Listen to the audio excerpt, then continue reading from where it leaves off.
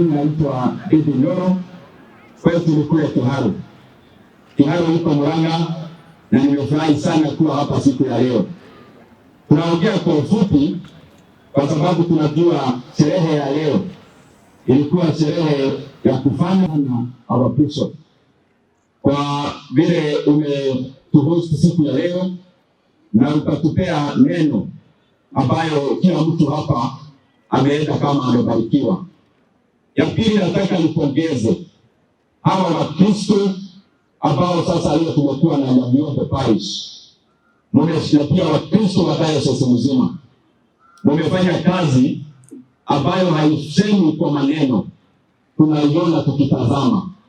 Ile kazi mmefanya kwa ujenzi ya ile nyumba, mimi nimeona kabisa mnafaa hata ni kanisa kama serikali iko na mjengo wanapea padha wetu anaangalia.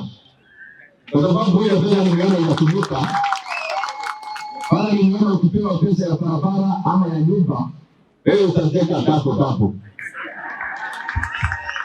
Kwa sababu nimeonyesha hata wakati niliuliza pesa ngapi imetumika na nikaelezwa. Niliona ni kama mheshimiwa kuna ile hajaandika. Kwa hivyo that is very very good. Inaonyesha mnasimamia pesa vizuri zaidi. Mimi ningetaka niseme jambo tatu peke yake. Ya kwanza, bishop, mimi najua katika kanisa ya Catholic na kanisa zote hapa Kenya, nyinyi mna support sana maneno ya elimu. There are very many church sponsored educational institutions in Kenya ambazo kanisa inashikilia. Na pia tuendelee kushikilia elimu. Ningetaka niseme katika utekelezaji wa budget ile tunapea kipaumbele sana ni elimu ya watoto wa Kenya. Tumeweka bilioni over 670 katika ile budget ambayo tunatekeleza ya kusaidia elimu. Katika hiyo fedha tumeweka 26.3 billion katika TSC, na tumesema wale walimu wamekuwa wakijitolea kama interns in our JSS institutions, 26,000 of them lazima tuwa confirm on permanent and pensionable terms. Na pia tumeweka fedha ya kuajiri wengine wapya walimu 26,000. Mheshimiwa MCA, jambo la pili, alitaja maneno ya stima, na mimi nakubaliana na Mheshimiwa MCA. Stima hata ukiangalia kwa maneno ya uchumi inachangia sana in social transformation of our villages and also in accelerating economic growth. Na ndio maana katika hii budget tunatengeneza pesa ile ilikuwa imepewa RELEC, ile inaleta stima katika rural areas ya Kenya, ilikuwa 9 billion shillings. Tumeongeza ingine 12 billion shillings ikafika 21 billion. Na katika every constituency in Kenya, kwa sababu sisi katika utekelezaji wa budget na maneno ya uchumi tunaangalia Kenya kama inatoshana. Tumepea eneo bunge zote za Kenya 290 50 million Kenya shillings ya maneno ya kuleta stima. Na pia tumeangalia maneno ya kiuchumi. Nikimalizia, mnaweza kuona ya kwamba shilingi ya Kenya sasa inaguruma, na shilingi ya Kenya ikoguruma hata ya Amerikani inatii.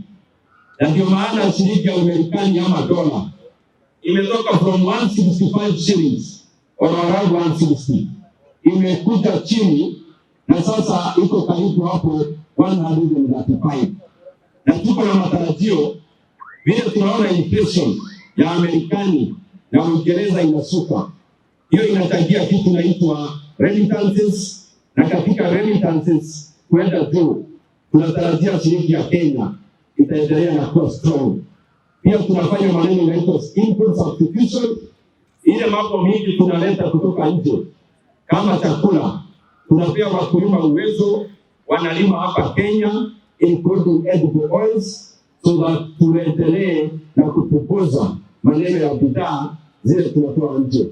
Na mimi niko na uhakika uchumi wa Kenya unaenda juu, na ndio maana pia na uhakika by the course of this financial year, mimi najua hata soko ya hisa ya Kenya mwanauchumi nikitazama, I can clearly see, because of the inflation that is going down in the US, which accounts for the 54% of the remittances in Kenya, and also zile juhudi tumefanya of input substitution, our currency will continue to be strong.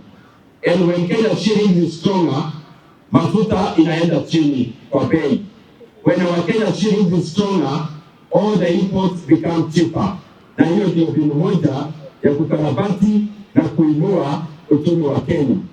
And I also know, as I finish, nikiangalia vile maneno inaenda katika uchumi wa ulimwengu, I can also tell that even our NSC, Nairobi Securities Exchange, I am sure by the end of this year will be the best performing stock exchange in Africa. Na hii mambo yote inafanyika kwa sababu ya policy ya serikali.